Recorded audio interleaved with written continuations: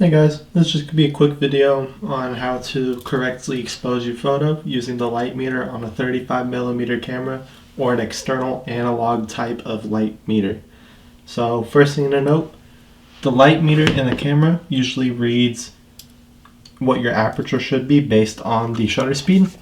So for example, if I was using this camera and my shutter speed was about 500, I crank this, push this down a little bit, there would be a light meter in here that would tell me what aperture I need to use to correctly expose the camera.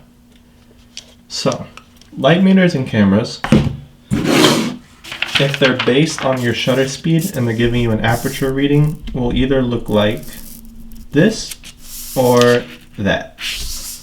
And how it reads is, let's say you have a shutter speed of 1000. You're going to click the shutter release button down just a little bit, not all the way.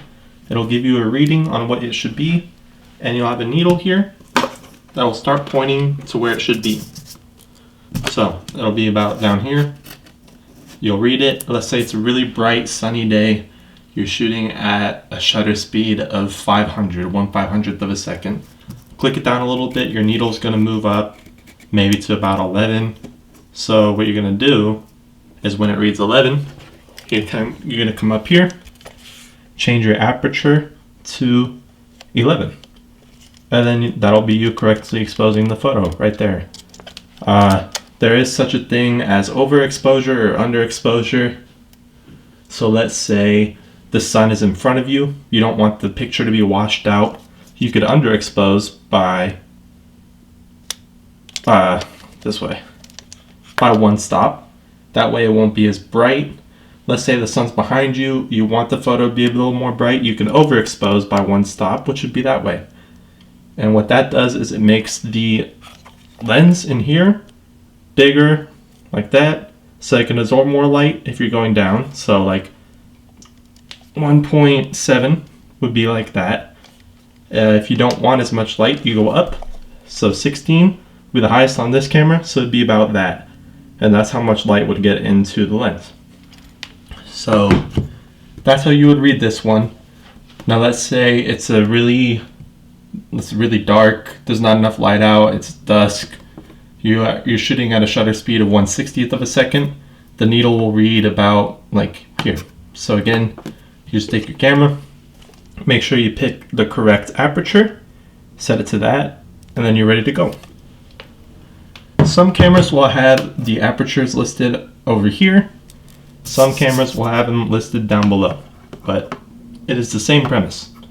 The needle just flicks over to what it should be, and you match the aperture to that. Now there are some cameras that give you a reading on what your shutter speed should be based on your aperture. So let's say you want to shoot at an aperture of 11, and it's a bright sunny day out. You're going to click it down a little bit, and then your needle is going to give you a reading, come up like this, maybe about 500 or 250 based on your ISO.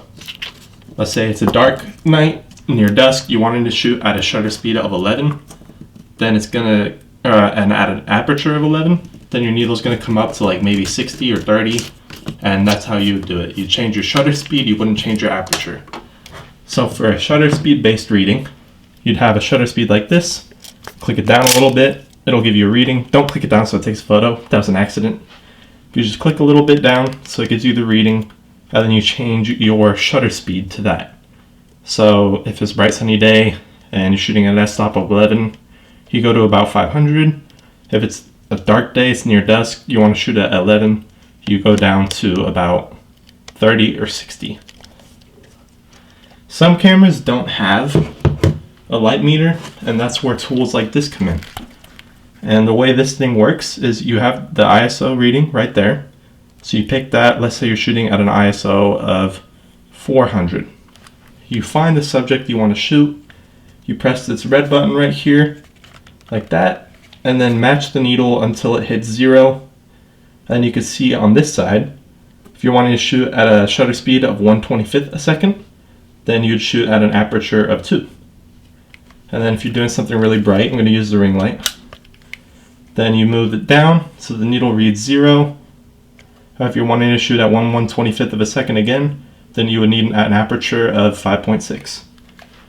And I hope this video helps. I'm not very good at like inserting images and stuff, so I just had to use that. Hopefully that's good. I'm a horrible drawer, but have a nice day.